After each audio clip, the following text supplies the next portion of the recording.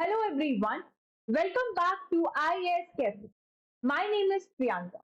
Let us begin with today's decoding session of the Hindu, 7th of September 2023. From today's newspaper, we'll be discussing about these three important topics.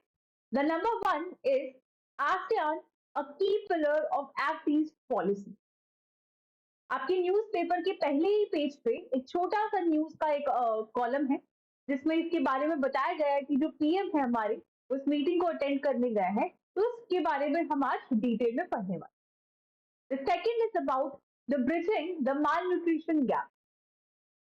Third, how unemployment is measured. Regarding this topic, we'll be discussing about what is unemployment, how it is exactly measured, what are the reasons for the unemployment. Is there any concern related to the measurement of unemployment in our country?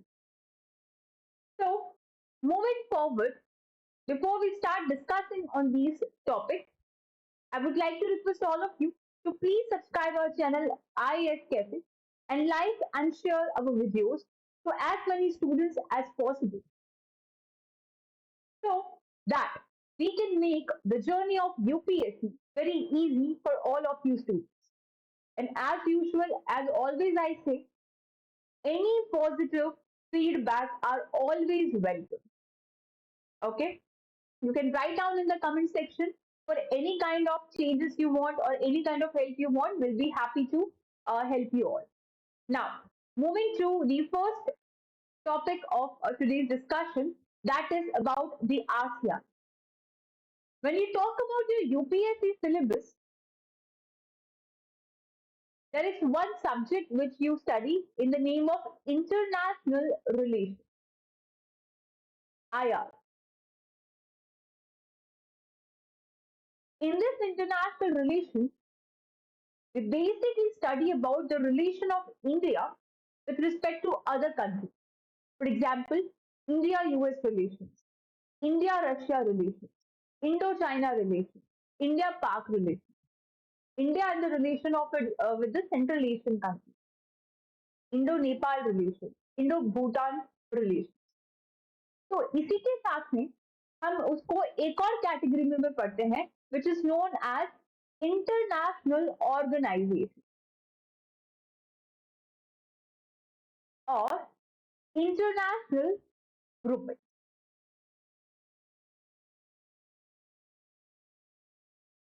So similarly, there is one international grouping or a forum known as ASEAN. What is the full form of ASEAN? It is Association of the Southeast Asian Nations. That is Association of Southeast Asian Nation. ये एक regional organization है which was established to promote the social stability amid rising the tensions among the Asia Pacific post-colonial states. Okay, so when I talk about the ASEAN, we can say that it is the association of all the Southeast nations. पूरे world में जो आपके पास south east जो के जो Nations आते हैं, south east Asian जो कंट्रीज है जैसे कि इंडोनेशिया है, जकार्ता वाले जो जगह है आपके, राइट, तो वहां पे जो उनका एक रीजनल ग्रुपिंग है उनका एक ग्रुपिंग का नाम है ASEAN. And the purpose was to promote the political and social stability amid the rising tensions about the Asia Pacific post colonial state. तो अभी रिसेंटली हमारे प्रधानमंत्री जो है he left for Indonesia to attend the 20th ASEAN Indian Summit and 18th East Asia Summit in the Jakarta. आप सभी का एक होमवर्क है, you have to plot about the Indonesia and which state divides the Indonesia in two parts. There is an important state which divides the Indonesia in two parts. You have to name the state. So the motto of ASEAN is one vision, one identity, one community. That means it is moving towards a unity कि हमारा vision एक है, हमारी identity एक है और हमारा जो पूरा कम्युनिटी है वो एक है. हम सब मिलके हमारे रीजन के कॉपरेशन के लिए हम एक साथ आ रहे हैं। 8 अगस्त को आसियान डे के फॉर्म में सेलिब्रेट किया जाता है या फिर ऑब्जर्व किया जाता है, और इसका सेक्रेटेरिएट कहाँ है? इंडोनेशिया, जकार्ता के। तो who are the members? Indonesia, Malaysia, Philippines, Singapore, Thailand, Brunei, Vietnam, Laos, Myanmar and Cambodia. It is very important for all of you, आप सभी को वर्ल्ड मैप तो प्रिपेयर करना ही करना है। तो जब ये इस तरह से कोई ग्रुपिंग आती है, आप उसी टाइम पे इसका मैप जो है रेडी कर लीजिए। फॉर एग्जाम्पल ये आपके पास इंडिया है, यहीं कहीं आपको बांग्लादेश मिलेगा, और बांग्लादेश के इधर ही आपको ये साउथ ईस्ट जो नेशन है वो मिलेंगे, जैसे कि वियतनाम, लाओस, म्यांमार, कंबोडिया। और यहाँ पे ये आपके पास ये मेनलैंड हो गया, और ये आप पानी वाले आइलैंड यहाँ पे आ जाएंगे, Indonesia, Malaysia, Philippines, Singapore. So you have to locate these today as your homework. आपको इनको जब मैप में है उनको होमवर्क में आपको ये करना है, और जो इंपॉर्टेंट स्टेट्स है वो बतानी, जैसे कि आपके पास मलक्का स्टेट कहाँ पे है? Very very important state Malacca state, काफी बार जो न्यूज में है वो रहती है। जब भी साउथ ईस्ट एशियन कंट्रीज की बात आती है, you must know about the Malacca strait. Where is your Bass strait? You have to locate these three. Okay. Now, what are the objectives of ASEAN? अगर इनके ऑब्जेक्टिव्स को detail में समझते हैं कि क्या ऑब्जेक्टिव्स हो सकते हैं, तो पहला तो ये है कि हम ग्रोथ के बारे में बात करते हैं, चाहे वो सोशल प्रोग्रेस हो, इकोनॉमिक ग्रोथ हो या कल्चरल डेवलपमेंट। ठीक है? For the prosperous and peaceful community of south eastern nation, regional peace and stability, to abiding respect for justice and the rule of law, and adherence to the principle of United Nations Charter. तो पूरे world के लिए हमारे पास UN का charter होता है। तो यहाँ पे जितने भी साउथ ईस्ट एशियन कंट्रीज है, they say that we will be lawfully abiding to this United Nations Charter, and as a result we are promoting a regional peace and stability, ताकि हम लोग आपस में झगड़ा ना करें, हमारी जो रीजनल जो पीस है उसको कोई खतरा ना हो। To promote the active collaboration and the mutual assistance on the matters of common interest in the economic, social, cultural, technical, scientific, and administrative field. To collaborate more effectively for the greater utilization of the agriculture and industry, the expansion of their trade, the improvement of transportation, communication, facilities, and raising of living standards of people. To promote the South Asian studies, to maintain close and beneficial cooperation with existing international regional organizations. तो मोटा मोटी level पे पहला क्या है, आपके पास growth करवाना। कैसी ग्रोथ? चाहे वो इकोनॉमिक ग्रोथ हो, या फिर कल्चर के अंदर डेवलपमेंट की बात हो रही हो, या फिर सोशल प्रोग्रेस की यहाँ पे बात हो रही है। दूसरा, जो रीजनल पीस और स्टेबिलिटी की यहाँ पे बात करी जा रही है।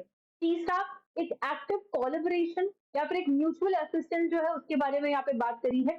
चौथा, एक जितने भी आपके पास एग्रीकल्चर या फिर इंडस्ट्री रिलेटेड चीजें उन सबको ट्रेड में यूज करना, ताकि अल्टीमेटली ट्रेड होगा तो पैसा आएगा, कंट्री में पैसा आएगा तो ग्रोथ होगी, ग्रोथ होगा तो डेवलपमेंट होगा, राइट। और फिर आपके पास क्या है, स्टडीज को वहां पे प्रमोट करना, आपको स्किल भी तो बढ़ानी है, जो यूथ है वहां पे जो वर्किंग एज है। तो टू मेंटेन द क्लोज, बाकी के जो भी ग्रुपिंग है उनके साथ भी हमको अच्छे कनेक्शन यहाँ पे बनाने। What are the fundamental principles of ASEAN? अब प्रिंसिपल्स के बारे में बात करेंगे तो पहला क्या हो जाएगा, mutual respect for independence, sovereignty, equality, territorial integrity, national identity of all the Nations. जैसे कि हमने बात करी है, यहाँ पे आपके पास क्या है, म्यांमार है, फिर क्या है आपके पास, कंबोडिया है, कंबोडिया हो गया आपके पास, इंडोनेशिया है, वियतनाम है। तो ये सारे कंट्रीज जो है एक दूसरे कंट्रीज के मामले में इंटरफेयर नहीं करेगी। These countries will respect the sovereignty of one country. They will respect the independence of one country. हम लोग साथ में आ रहे एक पर्पस के लिए, बट दूसरे कंट्री के पर्सनल मामले में, सोवरेनिटी वाले मामले में हम इंटरफेयर नहीं करेंगे। ये है आपके पास mutual respect. What is the sovereignty? ये हमारे प्रेम्बल के अंदर भी एक वर्ड है, what that is the sovereignty. So can you please define anyone that what is the sovereignty?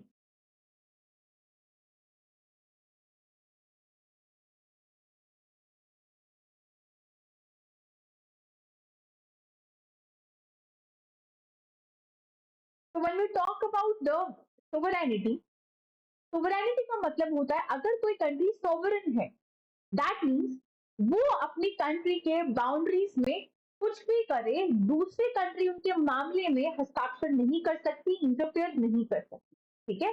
That any country can not interfere in the personal matters of the sovereign country.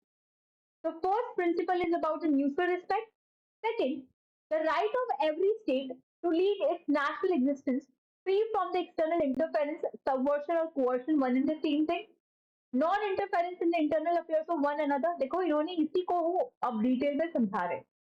Settlement of differences और dispute by peaceful manner, renunciation of the threat or use of force, effective cooperation among themselves. तो institutional mechanism क्या है, ASEAN का काम किस तरह से करता है, कि अगर आसियान एक ऑर्गेनाइजेशन है तो ये किस तरह से काम कर रहा है. सबसे पहला हो जाएगा आपके पास चेयरमैनशिप. अगर आसियान की मेंबर्स है, इंडोनेशिया है आपके पास, मलेशिया, कंबोडिया, ये जितने भी मेंबर्स हैं, इन सभी में से चेयरमैन कौन सी कंट्री होगी, तो इनकी जो चेयरमैनशिप होती है वो रोटेशन के बेसिस पे होती है. दैट हर साल ये क्या करते हैं, रोटेट करते हैं. तो based on the alphabetical order of the English names of the member state, ठीक है? यानी कि देखो फिर से यहाँ पे आओ, ये है आपके पास मेंबर कंट्री. तो अब अल्फाबेटिकल जो ऑर्डर थे उसके अकॉर्डिंग जो है यहाँ पे क्या हो जाएगा, आपके पास इनकी जो चेयरमैनशिप है वो आ जाएगी. कैसे? नंबर 1 पे आपके आ जाएगा ब्रूनाई, ठीक है? सबसे पहले इसको मिलेगी चेयरमैनशिप. ब्रूनाई के बाद कैपिटल जो आपके सी आता है दैट इज कंबोडिया, ठीक है? कंबोडिया के बाद क्या आ सकता है, D. No, there is any E. E से कोई कंट्री है नहीं, एफ से है नहीं, जी से है नहीं, एच से है नहीं, आई से है इंडोनेशिया. तो ये हो जाएगा आपके पास इंडोनेशिया को मिल जाएगा. राइट? समझ आ रहा है? देन जे के L, so this would be your Laos. Then the Malaysia, उसके बाद म्यांमार, उसके बाद Philippines, then Singapore, then Thailand, and then Vietnam. So this would be the chronology as per the alphabetical order with respect to the chairmanship of the organization. That सबसे पहले क्या आ जाएगा आपके पास, ब्रूनाई. ब्रूनाई के बाद आपके पास कंबोडिया, कंबोडिया के बाद इंडोनेशिया, इंडोनेशिया के बाद लाओस, लाओस के बाद मलेशिया, मलेशिया के बाद क्या आ जाएगा आपके पास, दैट द म्यांमार, म्यांमार के बाद आपके पास Philippines, then Singapore, then Thailand, और फिर है आपके पास वियतनाम. ठीक है? तो इस बेसिस पे उनकी जो चेयरमैनशिप होती है वो हर साल बदलती है. अब आसियान की समिट के बारे में बात करते हैं. तो जो सुप्रीम पॉलिसी मेकिंग बॉडी है आसियान की, यानी कि पूरे आसियान ऑर्गेनाइजेशन में जो मेन पॉलिसी बनाने का काम कर रहा है वो क्या है, highest level of authority of ASEAN, वो है समिट होती है, और जहाँ पे इनकी पॉलिसीज ऑब्जेक्टिव्स डिसाइड होते हैं. साल में 2 बार ये मीटिंग होती है. फिर आता है आपके पास ASEAN ministerial council. The charter established the 4 important new ministerial bodies to support the summit. That is ASEAN Coordinating Council, ASEAN Political Security Community Council, ASEAN Economic Community Council, ASEAN Socio Cultural Community. और फिर decision making होता है ultimate, जो कि consensus के basis पे. Now what are the forums which are led by ASEAN? सबसे पहले आपके पास आसियान रीजनल फोरम 1993 में ये लॉन्च हुआ था. इसमें 27 मेंबर होते हैं मल्टीलेटरल ग्रुपिंग के अकॉर्डिंग, और ये डेवलप हुए थे ताकि जितने भी आपके पास इश्यूज है उसमें आप कोऑपरेट करके पॉलिटिकल और सिक्योरिटी इश्यूज के फॉर्म में कंट्रीब्यूट कर पाओ to regional confidence building and preventive deployment. Second है ASEAN plus 3. The consultative group initiated in 1997 brings together the ASEAN's 10 members China, Japan, and South Korea. Then East Asia Summit, first held in 2005. The summit seeks to promote the security and prosperity in the region and is usually attended by the head of the state from ASEAN, that is Australia, China, India, Japan, New Zealand, and all these countries. ASEAN का जो defence ministers meeting plus meeting होता है, ये एक ऐसा platform है ASEAN के लिए, और जो एक डायलॉग पार्टनर है ये अपनी सिक्योरिटी को स्ट्रेंथन करने के लिए, डिफेंस कॉपरेशन को स्ट्रेंथन करने के लिए इसमें इन्होंने डेवलप किया है अपने आप के लिए एक group. Now coming to ASEAN, clear हो जाना चाहिए प्रीलिम्स के पॉइंट ऑफ व्यू से, आपको 100% टिप्स पे रटी हुई होनी चाहिए कि कौन कौन सी कंट्रीज यहाँ पे है. ठीक है? I repeat, prelims point of view से आपको टिप्स पे एमटीआर होना चाहिए। When I talk about MTR, ये एमटीआर क्या होता है? भाई मेरे लेक्चर में एमटीआर तो सीधा सा मतलब है मुझे तो रटना है। अब इस मुझे तो रटना का मतलब ये नहीं कि आप पूरी किताबें रटने बैठ जाओ। आपके बेसिक कंसेप्ट 100% क्लियर होने चाहिए। आपके जो बेसिक कंसेप्ट है वो 100% क्लियर होने चाहिए। एनसीईआरटी की जो बेसिक कंसेप्ट है वो 100% क्लियर होनी चाहिए। उसके बाद में ये जो डेटा रिलेटेड चीज होती है ये आपको एमटीआर करनी पड़ती है विद रिस्पेक्ट टू प्रीलिम्स। बहुत ही ज्यादा मेमोराइजेशन की जरूरत पड़ेगी। तो ये जो कंट्रीज है जो कि आसियान की मेंबर्स है, you must remember on the tips. कौन कौन सी है आपके पास? इंडोनेशिया है, Malaysia, Philippines, Singapore, Thailand, Brunei, Vietnam, Laos, Myanmar और कंबोडिया। और कोई शॉर्टकट नहीं है। अगर आपको ऐसा लग रहा है कि आप आंख बंद करके 10 बार इनके नाम लोगे याद हो जाएगा, बिल्कुल नहीं होगा।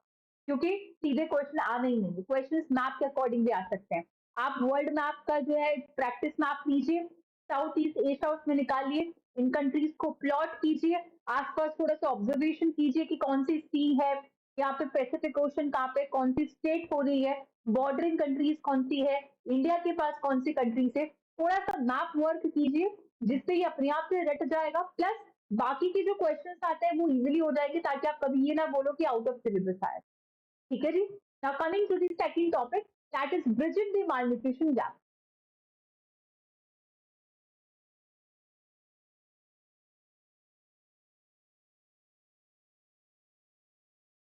What is malnutrition? देखो, जब भी malnutrition सुनते हैं आपके माइंड में एक इमेज आ जाती है कि कोई पतला सा इंसान होगा जिसको खाना वाना मिल नहीं रहा, एकदम सुक्खड़ सा, राइट? तो वो माल न्यूट्रिशन है कि उसको खाना नहीं मिलता। बट रियलिटी में अगर कोई पर्सन बहुत ही ज्यादा मोटा है या फिर ओबेस है, I would like to draw your attention, these are not my personal opinion. हम जो कंटेंट है न्यूज़पेपर का उसको डिस्कस कर रहे हैं, तो किसी के पर्सनल की तरफ मैं ये बिल्कुल भी बोलना नहीं चाह रही हूँ, तो don't take it personal, okay? तो कोई अगर पर्सन मोटा है या फिर ओबेस है तो वो भी माल न्यूट्रिशन है। बिकॉज माल न्यूट्रिशन का मतलब ये नहीं कि आप पतले हो बहुत ज्यादा। माल न्यूट्रिशन का मतलब ये है कि आपको अप्रोप्रिएट न्यूट्रिशन नहीं मिल पा रहा है। ठीक है? तो what is malnutrition? Malnutrition is that you are not able to get the proper nutrients in your body. तो because of the lack of that nutrients, या तो आपकी बॉडी बहुत ज्यादा स्वेल्ड अप हो जाएगी, या आप बहुत ज्यादा फैट कंज्यूम करोगे इम्बैलेंस डाइट की वजह से, ओबेसिटी में चले जाओगे, थायराइड हो जाएगा, या आप पतली हो जाओगे। So both the conditions are the result of malnutrition. It is not just the one side of the coin. ठीक है? तो bridging the malnutrition gap. जितनी भी न्यूट्रिशन काउंसलिंग है वो बहुत ही सिंपल बट पावरफुल स्ट्रैटेजी होती है, as experience in the district of Chhattisgarh shows. Chhattisgarh के एक जिला या फिर जो डिस्ट्रिक्ट है उसका केस अभी हम आगे जाके देखेंगे कि बहुत ही सिंपल स्ट्रैटेजी है न्यूट्रिशन काउंसलिंग करने के लिए। बट वो बोलते हैं ना कि simplicity is the ultimate form of sophistication, लेकिन सबसे सिंपल थिंग्स करना बहुत ही ज्यादा डिफिकल्ट होता है। सुबह उठो, आधे घंटे आप एक्सरसाइज करो, वॉक करो, आपकी जो डे है, दिन है, बहुत अच्छा जाएगा। कितना सिंपल काम है। लेकिन क्या ये इजी है? नहीं, बहुत डिफिकल्ट है। तो आधे से ज्यादा जनता सुबह उठ ही नहीं पाती है टाइम पे, लेट लतीफ होती है, राइट? तो पता सबको होता है, सिंपल होता है बहुत ज्यादा, लेकिन वो बहुत ही डिफिकल्ट है फॉलो करने की। तो सिंपल थिंग्स में not always be easy, but are often the most effective solution. ठीक है? आप for example in today's time जो रीसेंट प्रॉब्लम आ रही है with respect to the lack of vitamin D in the body, और लोग उसके कैप्सूल खाए। सिंपल सोल्यूशन कि आप सुबह धूप जल्दी उठो, 5-10 मिनट धूप में बैठो। It is a simple solution, but it is the most difficult thing to do as well. लोग नहीं कर पा रहे। तो solution are simple but you have to do. ये अपने आप से नहीं होगा, देयर इज नो हैक, कोई शॉर्टकट नहीं है। You have to do and you have to do, that's it. So in this slide, the counseling people on eating and feeding practices along with the monitoring their progress can prove to be a game changer. So over the years, the government has made the painstaking efforts to ensure the food security. Now, children आज की date में देखो, सरकार ने बहुत कुछ किया। आज की डेट में जो गवर्नमेंट स्कूल्स होती है तो सब बहुत अच्छी तरह से मिड डे मील्स है। पहले तो अच्छे भी नहीं होते थे, बट अभी तो बहुत क्वालिटेटिव फूड जो है वो मिल रहा है, राइट? तो मिड डे मील है आपके पास स्कूल्स में, people receive monthly ration to an ever improving period, ready to eat pockets, packets and hot meal जो है सर्व किए जाते हैं to the mothers and children by the anganwadi centre under the prime minister overarching scheme for holistic nourishment. ये स्कीमें रट लेना भाई, पोषण अभियान। स्कीम्स आर इम्पोर्टेंट, एक दो स्कीम आई जाती है प्रीलिम्स में हर साल, ठीक है? पोषण अभियान। तो फर्दर वेरियस एड ऑन जैसे कि एग, बनाना, प्रोटीन पाउडर, ये सब भी उनको दिया जा रहा है अंडर द मुख्यमंत्री सुपोषण योजना छत्तीसगढ़ के अंदर। लेकिन फिर भी इतना सब कुछ करने के बावजूद जो न्यूट्रिशन सिक्योरिटी है आज भी बहुत दूर का सपना लगता है, अभी भी हम उसको पूरा नहीं कर पा रहे हैं। आज भी लोगों के पास प्रॉपर नॉलेज नहीं है कि प्रॉपर ईटिंग या फीडिंग प्रैक्टिसेस क्या होती है। जो मिथ है फूड को लेके या फिर जो प्रोसेस फूड की एक्सेसिबिलिटी है उसको लेके, वो कभी भी नहीं जा पा रहा है।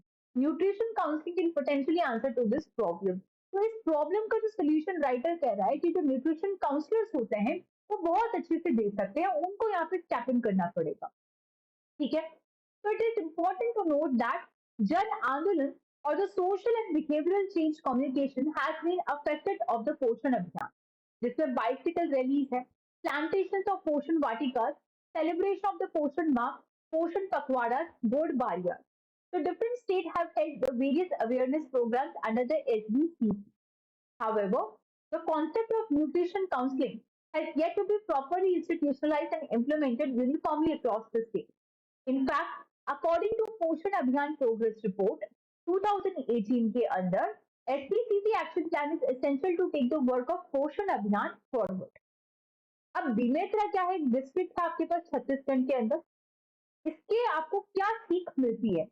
अगर हम डिस्ट्रिक्ट के जो केसेस है उसके बारे में देखें, तो what you learn from this is important that it is a puzzling district in the context of its malnutrition status. Situated in the fertile plains of Chhattisgarh, it is unaffected by the Naxalite activities and is agriculturally rich. Its inhabitants are also relatively affluent. यहाँ पे क्या बोला जा रहा है कि ये जो डिस्ट्रिक्ट है बहुत ही पजलिंग है, बहुत ही कंफ्यूजिंग है। कैसे? इसका जो माल न्यूट्रिशन स्टेटस है उसको देखते हुए, अगर इसकी लोकेशन बात करें तो भाई छत्तीसगढ़ का जो फर्टाइल प्लेन है वहां पे ये डिस्ट्रिक्ट है। फर्टाइल प्लेन मतलब एग्रीकल्चर अच्छा है, नक्सलाइट एक्टिविटी है नहीं, वो सिक्योरिटी वाला रीजन है, एग्रीकल्चर वाला रीजन है, लेकिन जो माल न्यूट्रिशन है वो बहुत ज्यादा है। तो ये कंफ्यूजन है। एक है कि आपको आपके पास फर्टाइल एरिया नहीं है, एग्रीकल्चर रिच एरिया नहीं है, खाने का सामान महंगा मिल रहा है, करप्शन है, नक्सलाइट एक्टिविटी है, लेकिन यहाँ तो सब कुछ पॉजिटिव है भाई। फिर भी जो आपके पास ये जो स्टेटस है यहाँ पे माल न्यूट्रिशन का वो ज्यादा है, तो है ना ये कंफ्यूजिंग वाली बात। तो इनके जो नंबर है of severe acute mall nutrition children वो बहुत ज्यादा है। 2022 का डेटा जो कहता है 3,299 तक गया ये data. So this figure bears a striking resemblance to the situation in the tribal dominated and the Naxal affected district जैसे कि Bastar region. It points to the lack of proper knowledge about the feeding practices. It points the problem is not about the essence but improper knowledge. तो इस district से हमको ये lesson सीखने के लिए मिलता है कि प्रॉब्लम लैक ऑफ अवेलेबिलिटी में नहीं है कि हमारे पास सोर्स आ नहीं पा रहा है। प्रॉब्लम इस चीज में है कि आप उसको प्रॉपर नॉलेज के थ्रू उसको जो है ले नहीं पा रहे। You are lacking with respect to the knowledge here. So this is why the nutrition counseling combined with a robust monitoring was chosen as a modus operandi for this area. फिर आता है आपके पास स्वच्छ नायिका अभियान, इसका मतलब है ये छत्तीसगढ़ी लैंग्वेज के अंदर है, that is I am sorry the pronunciation is wrong but it is like the fourth नायिका अभियान, जिसका मतलब है हेल्दी चाइल्ड मिशन। ये एक न्यूट्रिशन काउंसलिंग प्रोग्राम है जिसमें 72 of the most affected anganwadi जो सेंटर्स होंगे उनमें ये लाया जाएगा। यहाँ पे टेक्निकल सपोर्ट जो है वो दिए जाएंगे छत्तीसगढ़ में। जो ग्राउंड लेवल स्टाफ है from the health and women child departments, उनको यहाँ पे ट्रेन किया जाएगा किस तरह से न्यूट्रिशन काउंसलिंग आप दे सकते हो। हर फ्राइडे को जो पेरेंट्स हैं वो टारगेटेड होंगे SAM से, that is medium acute malnutrition children are summon and counselled. तो they are taught in the simple Chhattisgarhi language कि किस तरह से आपकी डाइट में जो बैलेंस डाइट है उसका इंपॉर्टेंस है, दैट इज अ तिरंगा भोजन, right? Now data that is encouraging and significant, अब हम कुछ डेटा जो है उसके बारे में अगर बात करते हैं, तो as a result of simple mantra of nutrition counseling along with the regular monitoring and evaluation, as many as 53.77% of target children were brought out of malnutrition by this scheme. तो ये तो बहुत ही अच्छी बात है कि जब से ये स्कीम आई है तो यहाँ से इतने परसेंट की जो लोग हैं, जो कि एक बहुत अच्छा डेटा है, वो माल न्यूट्रिशन से हम बाहर लेके आ पा रहे हैं। ठीक है, ये तो जो फिगर्स है बहुत इंकरेजिंग है, स्टैटिस्टिकली बहुत इंपॉर्टेंट रोल प्ले करता है। अगर आप उसको रैंडम कंट्रोल ग्रुप से जो है उनको कंपेयर करोगे, तो वहां पे भी आपको जो डेटा है वो कुछ अच्छा दिख रहा है। तो यानी ये जो स्कीम्स है, ये these are working in a positive way. ठीक है, now coming to the last topic of today's discussion, that how the unemployment is measured.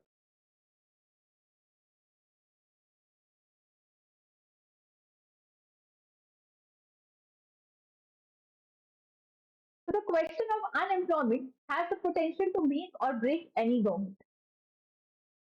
What is the periodic labor force survey?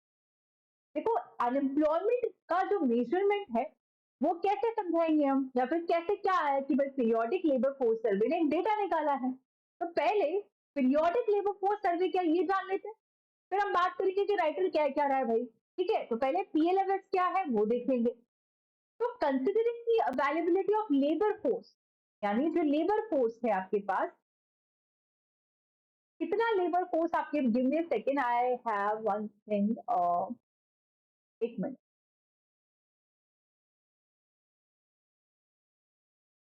Okay, तो when we talk about the labour force, तो हमारे पास कितना labour force है ये जानना बहुत important. तो इसके सिग्निफिकेंस को देखते हुए जो नेशनल स्टैटिस्टिकल ऑफिस है, which comes under the, these are very important कि एनएसओ कौन सी मिनिस्ट्री के अंदर आता है, ये फलाना रिपोर्ट कौन रिलीज करता है। ठीक है, एनएसओ पे क्वेश्चन आएगा। तो NSO which comes under the ministry of statistics and programme implementation launch the periodic labour force survey in April 2017। और ये जो पीएलएफएस है इसका ऑब्जेक्टिव क्या है, सबसे पहला क्या है, to estimate the key employment and unemployment indicators. दूसरा, to estimate employment and unemployment indicators in both usual status and rural urban area. अब हम समझते कि न्यूज के अंदर क्या आया, आपके जो न्यूज़पेपर में जो एडिटोरियल था उसमें क्या है। उसमें बोला गया है कि 2017 में जो पीरियोडिक लेबर फोर्स जो है रिलीज हुआ था, तो इस फोर्स सर्वे के थ्रू ये आपके पास रिवील हुआ दैट अनएम्प्लॉयमेंट रेट जो है इंडिया की वो 6.1% है, that is highest ever recorded in India. मतलब when in 2017 this periodic labor force survey came into force, it revealed that India में अनएम्प्लॉयमेंट 6.1% तक पहुंच गया, जो कि अब तक का हाईएस्ट डेटा है। तो ये तो बहुत बुरी बात है, इतने लोग अनएम्प्लॉयड है कंट्री के अंदर। 2021-22 का अगर डेटा देखें तो कुछ हद तक वो कम हुआ, यानी 4.1% तक पहुंचा। लेकिन अभी भी बाकी के जो डेवलप्ड कंट्रीज है उससे ये हमारी डेवलपिंग कंट्रीज जो इंडिया का जो अनएम्प्लॉयमेंट डेटा है वो बहुत ज्यादा है। यूएस के अंदर अनएम्प्लॉयमेंट रेट फ्लक्चुएट करता रहता है 3.5% से 3.7% तक। However, जो इकोनॉमीज है यूएस में वो इंडिया में बहुत अलग है। India like US is completely developed country, हर कोई जॉब कर रहा है या फिर इच्छा से नहीं कर रहा है। इंडिया में आपके पास जो सिचुएशन है दे आर डिफरेंट। अब मैं बार बार कह रही हूँ कि पीरियोडिक लेबर फोर्स ने डेटा रिलीज किया अनएम्प्लॉयमेंट, या अनएम्प्लॉयमेंट क्या है भाई, क्या घर पे बैठे हो अनएम्प्लॉयमेंट है? What is the standard definition? तो स्टैंडर्ड डेफिनेशन क्या है कि कोई पर्सन जो कि काम ढूंढ रहा है लेकिन उसको काम मिल नहीं रहा है। मतलब if I am a person, sorry, not I, why I'm, if there is some other person और वो अपनी इच्छा से काम नहीं कर रहा है, आप उसको अनएम्प्लॉयड नहीं बोल सकते। आई रिपीट, अ पर्सन जो विलिंगली काम नहीं कर रहा है वो अनएम्प्लॉयड की कैटेगरी में नहीं आता। अनएम्प्लॉयड की कैटेगरी वो होती है जिसके पास डिग्री है, या फिर डिग्री नहीं भी है तो भी चलेगा, वो काम ढूंढ रहा है लेकिन उसको काम मिल नहीं रहा है, वो अनएम्प्लॉयड होता है। I repeat once again because ये बहुत इंपॉर्टेंट है कि अगर कोई पर्सन अपनी इच्छा से काम नहीं कर रहा है तो वो अनएम्प्लॉयड नहीं कहलाएगा। कोई पर्सन जो काम ढूंढ रहा है और उसको काम नहीं मिल रहा है, तो वो होगा अनएम्प्लॉयड। क्लियर है? तो unemployment is often used as a measure of health of an economy. So NSO defines the employment and unemployment on the following activity status of an individual. Seeking or available for work यानी कि unemployment.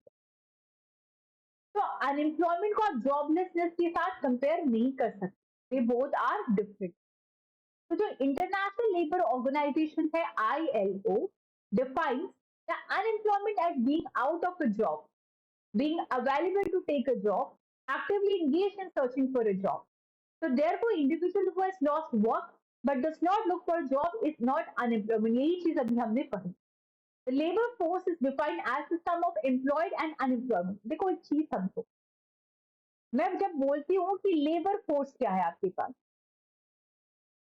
तो labour force के अंदर यहाँ पे एक आएंगे employed person plus एक आएगा आपके पास अनएम्प्लॉयड पर्सन. अनएम्प्लॉयमेंट जो नौकरी कर रहा और जिसको नौकरी नहीं मिल पा रही है, ठीक है, ये रो रहा है. इन दोनों को मिला के जो कैटेगरी है वो आपके पास लेबर फोर्स होती है. तो those neither employed nor unemployed such students those engaged in unpaid domestic work उनको लेबर फोर्स में नहीं इंक्लूड किया जाता है. तो जब अनएम्प्लॉयमेंट रेट के बारे में, अब जब मेजरमेंट के बारे में बात होती है, तो आप इसको कैसे कैलकुलेट करोगे? कैलकुलेट करने के लिए आप यहाँ पे कैलकुलेट करोगे दैट इज अनएम्प्लॉयड पर्सन कितने हैं और एम्प्लॉयड प्लस अनएम्प्लॉयड कितने हैं, यानी कि ये है आपके पास लेबर फोर्स. तो what I am saying that unemployed person divided by labour force का जो रेशियो आएगा वो आपके पास अनएम्प्लॉयमेंट की जो रेट है वो हो जाएगी. इससे आपको रेट पता चल जाएगी. ठीक है, तो this is about the unemployment rate. तो अब इंडिया में इसको मेजर करने का जो रेट प्रोसेस है वो कॉम्प्लिकेटेड है in the developing countries, because यहाँ पे जो डिसीजंस है वो थोड़े से सोशल नॉर्म्स की कंस्ट्रेंट की वजह से लिए जाते हैं. 2009-10 का सर्वे देखें तो एनएसएस जो है उन्होंने बोला था 33.3% जो रूरल वुमेन है और 27.2% जो अर्बन वुमेन है जिनकी एज 15 तक है and above were engage in domestic work, reported willingness to work if it were made available with the premises of the household. What interesting data. क्या बोला जा रहा है कि 27.2% women और आपके पास अर्बन वुमेन और 33.3% रूरल जो वुमेन है, इनका ये मानना है कि ये भाई नौकरी करने के लिए तैयार है, काम करने के लिए तैयार है, लेकिन अगर उनको वर्क फ्रॉम होम दिया जाए तो. So this represents 18.8% of rural female population aged of 15 and above. So these women would not be counted among the unemployment. तो अब सोच के देखो, इतनी ज्यादा वुमेन, इतना ज्यादा वुमेन का परसेंटेज जो सिर्फ इसलिए काम नहीं कर रही है क्योंकि उनको घर के बाहर नहीं जाना, they are ready to work from home. तो अगर आप उनको वर्क फ्रॉम होम दे रहे हो तो आप कितना सिग्निफिकेंटली अपने अनएम्प्लॉयड जो रेट है उसको इंप्रूव कर सकते हो, राइट? तो unlike the developed countries, individuals do not hold one job year round. यहाँ पे कभी आप सीजनल जो काम करते हो फिर आप अनएम्प्लॉयड हो जाते हो फिर वापस आ जाते हो. तो यहाँ पे यही सब यहाँ पे बोल रखा है. फिर लॉकडाउन की इफेक्ट की वजह से नौकरियां गई है. अभी तो चैट जीपीटी और आ रहा है जिसका टोटली इफेक्ट जो है पूरी तरह से पड़ने वाला है आपके पास एम्प्लॉयमेंट पे. तो ये यहाँ पे राइटर का कहना है. एक पिछले साल का एक क्वेश्चन देखते हैं, 2013 या 17, आई थिंक 17 में भी ये पूछा गया था that disguise unemployment generally means, और 4 ऑप्शन दिए गए. पहला है large number of people remain unemployed, दूसरा है alternative employment is not available, तीसरा है marginal productivity of labour is zero, और चौथा है productivity of worker is low. तो इसका आंसर जो क्या हो जाएगा, marginal productivity of labour is zero.